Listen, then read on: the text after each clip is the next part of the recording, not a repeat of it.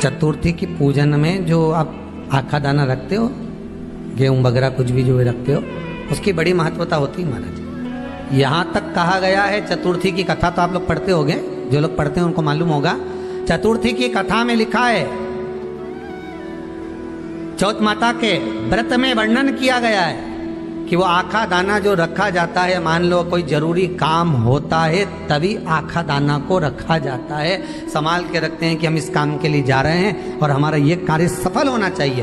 तो जिसने चतुर्थी का व्रत करा है, जिसने चंद्रदेव का पूजन करा, चतुर्थी का व्रत करा, वो गणेश जी से विनती करके वहां से 2-4 आखा दाना उठा ले, और जो व्यक्ति का काम अटक रहा है अपने ही घर का, पर दूसरे कुल को नहीं देना, अपने ही कुल के अंतर्गत जो काम अटक रहा है उसकी जेब में, उसके पल्लू में उस चीज को रख दिया जाए।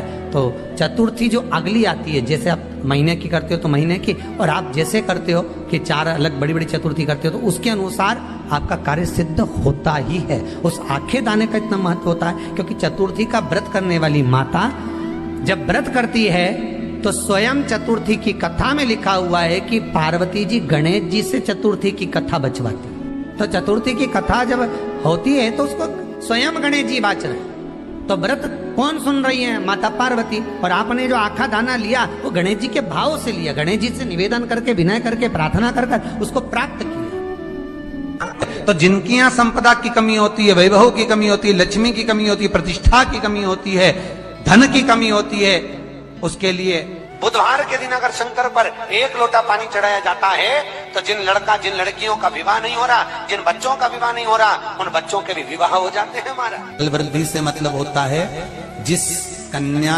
या वर का विवाह नहीं होता, 40 साल हो गए या 30 साल हो गए, या जब 28 के बाद में लड़का लड़की क्रॉस हो जाए कि 29 में, 30 में, 32 में, 34 में, 40 तक पहुंच गए और विवाह नहीं हो रहा है, तब बेलपत्री के जो पेड़ होता है, वृक्ष होता है, उस वृक्ष की जो डाली होती है, उस डाली के मनकों से जो माला बनती है, बाजार में भी मिल जाती है बेल की माला, उस माला को भगवान शंकर को समर्पित कर कर बेलपत्री के वृक्ष के नीचे बैठ कर भगवान शंकर का पंचाक्षर मंत्र का जाप करना है। कौन सा मंत्र है?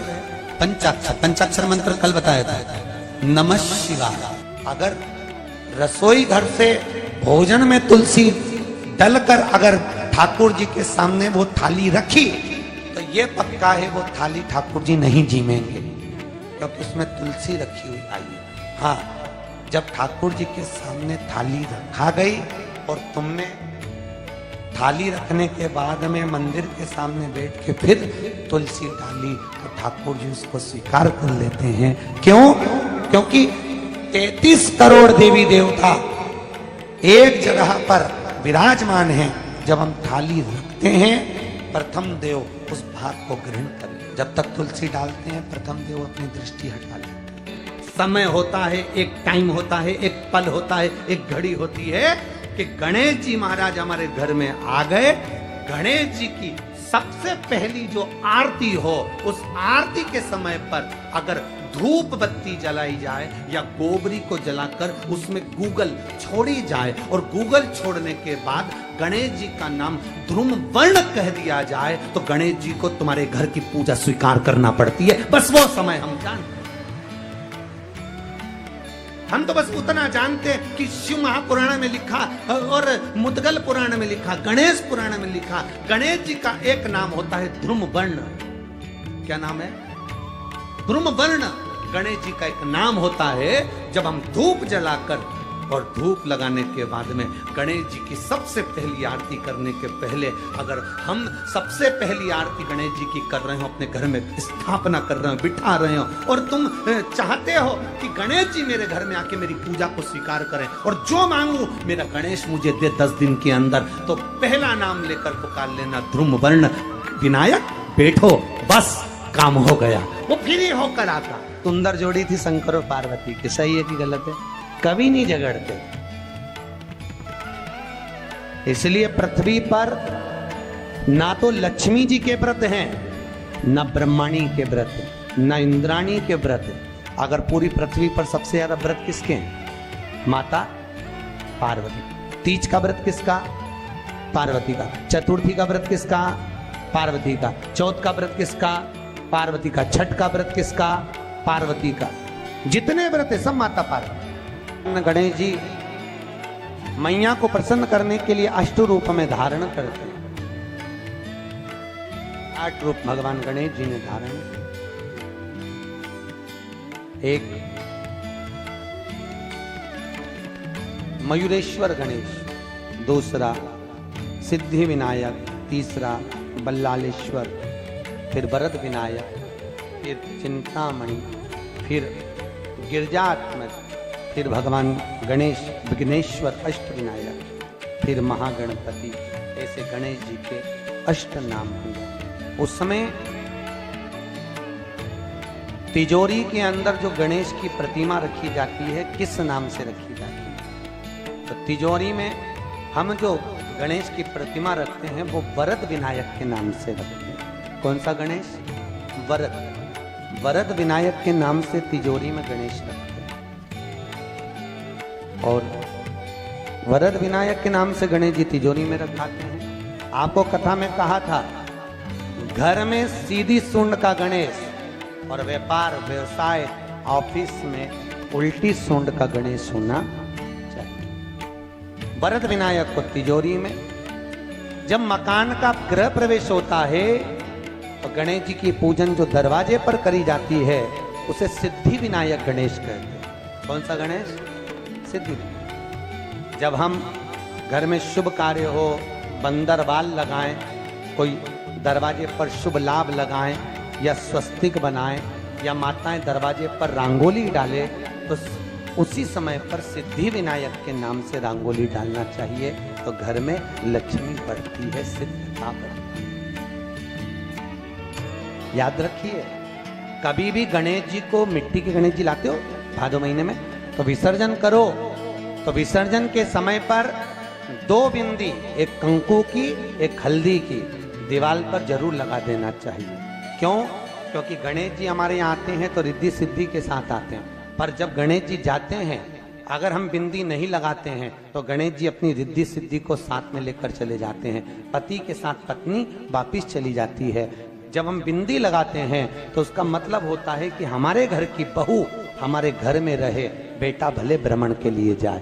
तो गणेश जी जाते हैं, रिद्धि सिद्धि घर में रह जाती है। इसलिए रिद्धि सिद्धि को घर में रखने के लिए 2 बिंदी लगाना चाहिए, एक कुंकू की एक हल्दी। रिद्धि सिद्धि। गणेश जी की प्रियता है दुर्वा। क्या प्रियता है? दुर्वा।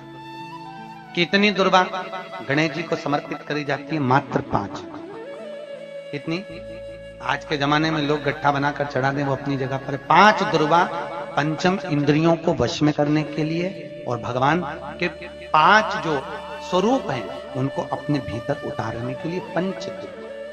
और दुर्वा में भी 3 गांठ। जब दुर्वा समर्पित करी जाती है तो उसमें नीचे दुर्वा की डंडी पर गांठ रहती है, 3 छोटी छोटी गांठें होना चाहिए। चतुर्थी का जो व्रत करने वाली होती हैं, जो चतुर्थी का पूजन करने वाली होती हैं, उनके भीतर का एक भाव होता है कि जैसे ही शाम का समय आए चंद्रदेव का पूजन करें। चंद्र जब प्रकट हो जाए, कलश भर लिया, उसके नीचे आखा दाना रख दिया, चावल गेहूं जो भी आप रखते हो पूजन के लिए, ऊपर पात्र आदि रख दिया, जलाशय, फिर अपन ने घी का दिया लगाकर पूजन भी कर ली। तो जो चतुर्थी का पूजन करने वाली होती है, जो चतुर्थी का नियम व्रत धारण करने वाली होती हैं, बड़ी बड़ी चतुर्थियां करती हैं या उसका नियम धारण करती हैं, तो चतुर्थी का जो पूजन करती है वो किस चीज के लिए होता है? केवल संतान, पुत्र, परिवार, हमारा कुटुंब, हम जिस कुल में हैं, हमारा कुल वैभव की ओर बढ़े, संपदा की ओर बढ़े और उसकी आयु बढ़े, उसकी आयु बढ़े, वैभव बढ़े। बहुत ध्यान दीजिएगा महाराज। चतुर्थी की पूजन में जो आप आखा दाना रखते हो, गेहूं वगैरह कुछ भी जो रखते हो, उसकी बड़ी महत्वता होती है महाराज। यहां तक कहा गया है, चतुर्थी की कथा तो आप लोग पढ़ते होंगे, जो लोग पढ़ते हैं उनको मालूम होगा। चतुर्थी की कथा में लिखा है, चौथ माता के व्रत में वर्णन किया गया है कि वो आखा दाना जो रखा जाता है, मान लो कोई जरूरी काम होता है तभी आखा दाना को रखा जाता है, संभाल के रखते हैं कि हम इस काम के लिए जा रहे हैं और हमारा ये कार्य सफल होना चाहिए। तो जिसने चतुर्थी का व्रत करा है, जिसने चंद्रदेव का पूजन करा, चतुर्थी का व्रत करा, वो गणेश जी से विनती करके वहां से 2-4 आखा दाना उठा ले, और जो व्यक्ति का काम अटक रहा है अपने ही घर का, पर दूसरे कुल को नहीं देना, अपने ही कुल के अंतर्गत जो काम अटक रहा है उसकी जेब में, उसके पन्नू में उस चीज को रख दिया जाए। तो चतुर्थी जो अगली आती है, जैसे आप महीने की करते हो तो महीने की, और आप जैसे करते हो कि 4 अलग बड़ी बड़ी चतुर्थी करते हो तो उसके अनुसार आपका कार्य सिद्ध होता ही है। उस आखे दाने का इतना महत्व होता है क्योंकि चतुर्थी का व्रत करने वाली माता जब व्रत करती है तो स्वयं चतुर्थी की कथा में लिखा हुआ है कि पार्वती जी गणेश जी से चतुर्थी की कथा बचवाती। चतुर्थी की कथा बाची किसने थी? स्वयं गणेश जी महाराज ने। और सुनी किसने थी?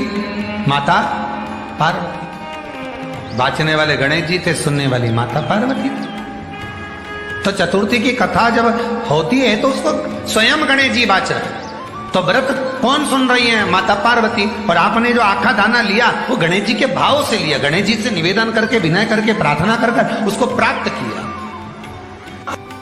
जितने आस्था चैनल पर कथा सुन रहे हो, जितने फेसबुक और यूट्यूब पर सुन रहे हो, और जितने इस छत्तीसगढ़ की पावन धरा पर बैठकर सुन रहे हो, बहुत सावधानी से सुनना। एक छोटा सा कपूर का टुकड़ा जब आरती में जलाया जाता है तो ये कपूर क्यों जलाते हैं? इस कपूर का महत्व क्या है? इस कपूर का कारण क्या है? ये कपूर है कौन जिसको हम आरती में जलाते हैं? क्या जरूरत इस कपूर को आरती में जलाने की? क्या जरूरत इसको यज्ञशाला में जलाने की? क्या जरूरत है इस कपूर को पूजन में जलाने की? स्वयं गुरु बाबा कहते हैं यदि कोई आरती में, पूजन में, घर में एक कपूर का टुकड़ा आरती के बाद में जब समर्पित करेगा तो उसको अश्वमेध यज्ञ का पुण्य प्राप्त हो जाएगा। अश्वमेध यज्ञ के पुण्य को पाने के लिए कपूर का टुकड़ा आज भी आरती में जलाया जाए।